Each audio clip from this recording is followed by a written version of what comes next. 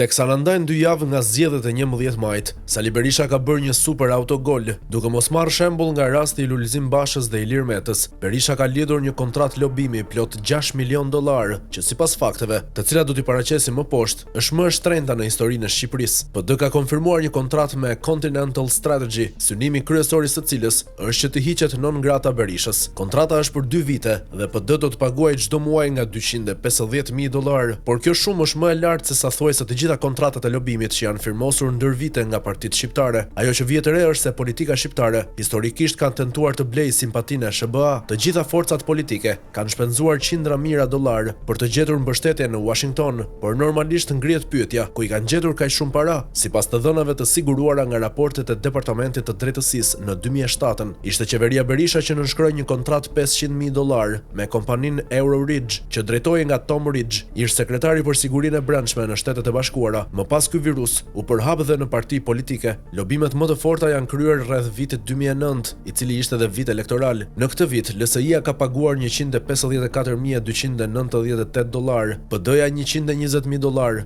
dhe PS $82.250, ndërsa qeveria Berisha rreth $825.000. Në këtë periudhë PD e drejtuar nga Berisha ka firmosur një kontratë me BKS and Associates. Kjo firmë është kujdesur që zyrtarët e PD si Berisha, Topalli e emra të tjerë të kenë takime me personazhe të njohur në SBA, ndërsa PS ka lobuar përmes Raski Bearline Strategic Communications. Ajo që bie në sy është se LSI ka shpenzuar më shumë para nga të gjithë për të lobuar. Në atë kohë drejtohej nga Ilir Meta dhe pas zgjedhjeve u bë koalicioni i famshëm Meta Berisha. LSI ka pasur një marrëveshje me Dutco Worldwide. Në listë është edhe PDU, e cila po ashtu ka lobuar në atë kohë. Qeveria Berisha në atë kohë ka lobuar përmes Patent Box.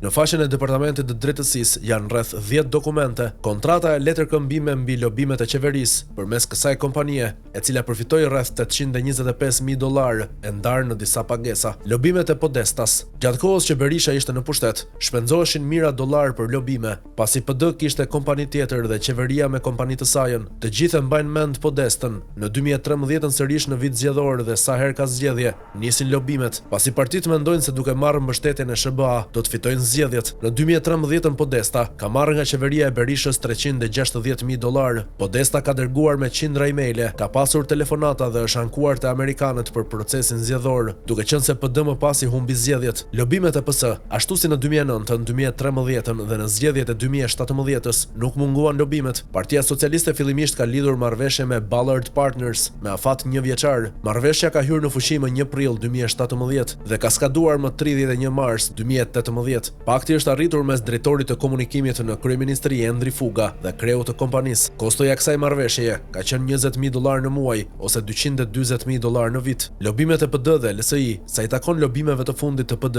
ajo ka arritur fillimisht një marrëveshje me Barnes & Thornburg LLP për 6 muaj dhe kostoja e lobimit ka qenë $50.000 në muaj, pra $300.000 në total.